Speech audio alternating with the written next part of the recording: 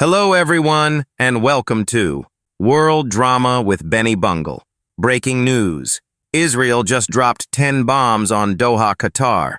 Why? They claim Hamas leaders like to check in there, so instead of looking, they just went full send and bombed for the fun of it. Watching this, I could only sigh. It's like your neighbor suspects you're hiding a rat. The rat takes a selfie on your porch, and boom, he smashes your whole house with a brick. Then pats himself on the chest like justice served. Qatar turned pale, yelling, "Bro, we were supposed to be tight." Meanwhile, the U.S. stood back, shrugged, and went, "Not my problem." Now the whole world is clutching its chest. Is this the trailer for World War III? Me. I'm half scared, half laughing, munching popcorn, mumbling. Even Hollywood couldn't script this drama. So hit like, subscribe, and ring the bell. Before the bombs drop on your backyard. All right, folks. This isn't some TikTok kid tossing a bomb for clout and running off. Qatar went pale, storming the media like, "Bro, we ride or die together, and now your protege just bombed me into a coughing fit." Honestly, makes you want to slap the TV. Just months ago, Qatar proudly signed a $1.2 trillion investment deal with the U.S., thinking they'd struck gold. 4 months later, America's golden boy, aka Israel, shows up and rains bombs. Trump's response, classic, Israel did that. What's it got to do with me? Delivered cold as ice. Dripping with irony. Moral of the story. Being America's enemy is rough, but being America's friend might be even worse. You lose money and get bombed on the side. But Qatar's no pushover. They're America's ally, sure, but they also juggle ties with Russia, Iran, and China, including a 27-year LNG deal with Beijing. And let's not forget, Qatar secretly funnels $300+ million a year in humanitarian aid to Gaza. Sounds charitable, but in practice it keeps Gaza alive, Israel furious, and Qatar's rep strong across the Arab world. So yeah, Qatar's not just a buddy, they're the buddy with money and muscle. This drama, just getting started, the world's frozen, Trump's cracking dark jokes, and me, I'm munching popcorn, half laughing, half freaked out. Because U.S. Middle East politics isn't diplomacy. It's a Netflix series where every scene's scarier than the bombs falling on Doha.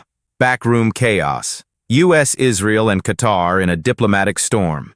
Tell me this, Mr. Trump. Why let your little brother Israel drop bombs whenever it feels like it, without asking anyone? Trump walks into a press briefing, face carved in granite, voice dripping with sarcasm. "Well, folks, I was in the restroom when the general said Israel was about to hit Hamas. I told my aide to alert our allies, but he panicked, like a student forgetting his Zoom password. By the time he remembered Qatar, boom, too late. Like texting, oops, you just got scalded with boiling water." The room chuckled nervously, but nobody was fooled. Israel doesn't bomb Hamas, just to kill a few rocket guys. The real play, cut off Hamas's sugar daddy Qatar. Every year, over $300 million in humanitarian aid flows from Doha into Gaza. Sounds noble, but it keeps Hamas alive. Just poor enough to whine, just strong enough to needle Israel. And Iran, they're the ones smirking in the back row. The more chaos Hamas stirs, the more Israel flails. The easier it is for Tehran to stroll into nuclear talks and demand Manhattan real estate prices. Meanwhile, Qatar's fuming, like someone chugged Tabasco by mistake. They just inked a $1.2 trillion deal with the U.S., and now bombs land courtesy of America's protege. Their foreign ministry snapped. Sure, the U.S. called, but the phone rang. At the same moment, the bomb exploded. "What's the point?" Trump shrugged, tossed out a brutal one-liner. "My buddy means no harm. He just wants peace. We're all rich friends here. Let's call it even."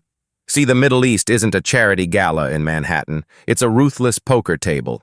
America holds the cards, Israel throws the chips, Iran cracks pistachios, and Qatar plays banker, while also getting smacked with bombs. And at this table, the ones who think they're best friends usually end up as pawns, sent to catch the first bullet. The drama isn't over. The bombs, just the opening credits. In the Middle East, ally means tonight. You share dinner. Tomorrow you share a crater. The $1.2 trillion slap Qatar bombed in its own capital.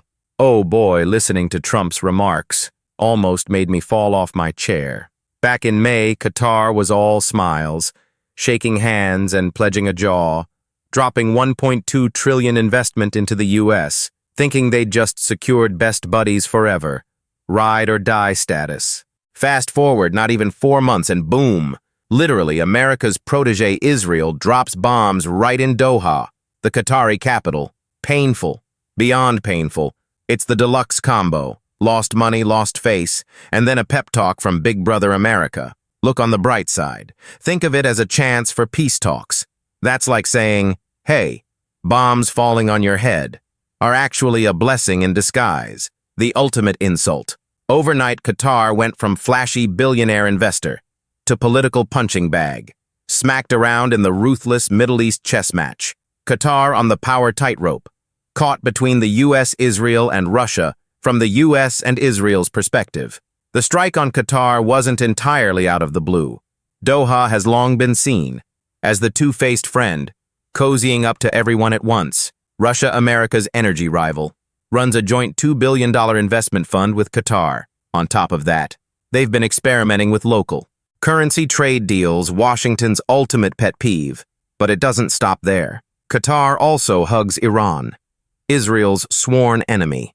And perhaps most critically, Qatar is the oxygen tank for China, pumping massive volumes of LNG, locking in a 27-year supply contract, and even giving Chinese state energy firms equity stakes in its projects. In other words, Qatar is writing checks to the U.S., fueling China's lungs, shaking hands with Russia, and hugging Iran.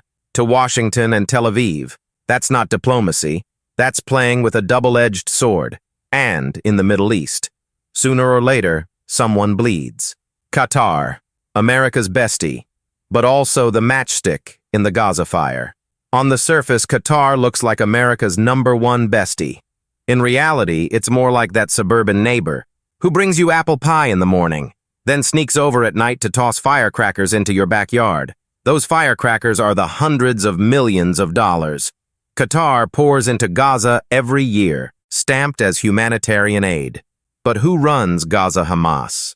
Which means the money inevitably flows to Hamas, keeping them alive, keeping Israel sleepless, and leaving Trump shouting. Hot as hell.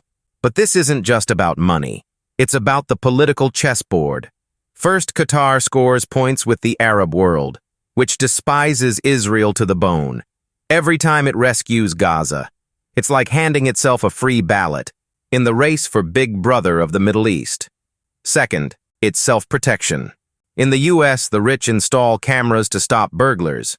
In Qatar, the rich pay off terrorists to cause less trouble. Call it what it is. A security fee disguised as charity. Third, it's rivalry with Saudi Arabia and the UAE. Those two hug Israel, betting on military power. Qatar plays the opposite game, winning hearts, branding itself the humanitarian uncle, the only one who knows how to bandage Arab wounds. So Qatar is at once America's golden friend, Gaza's ATM, and a wannabe regional patriarch. But because of those three roles, it's also become fuel on the fire, shouting "I love peace," while quietly pouring gasoline into the Middle East inferno.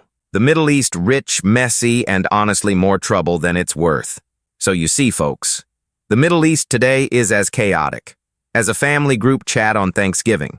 Everyone's rich, everyone's got a point, but nobody wants to back down. Money piled like mountains, oil flowing like soda refills, yet life lived in constant fear. Imagine having a Lamborghini in your garage, but being too scared to drive it because a drone strike might delete you. Or owning a gold-plated mansion, but needing a missile defense squad just to host a backyard BBQ. Meanwhile, some uncle in Texas with nothing but a rusty pickup and a smoker on the lawn is living far more peacefully. By GDP, he's poorer than Qatar. But at least he can sip a Bud Light on the porch without worrying that the appetizer will be a rocket from next door. Bottom line, being rich without safety is like winning a $1 billion Powerball jackpot, but being too scared to claim it because you might get mugged in the parking lot. That's the Middle East. Plenty of money, plenty of power, but even more paranoia. And hey, you're still sitting there quietly. That makes me sad. You just heard a political script more explosive than Netflix drama. And you're not hitting like and subscribe. That's like going to an all-you-can-eat seafood buffet and only eating a slice of watermelon. Support the channel, and I promise to keep spilling jaw-dropping secrets. Otherwise, I'll just sit here, crack open a beer, and watch the world in slow motion, while you regret it later. Now go on, click it, so the drama can roll into the next episode.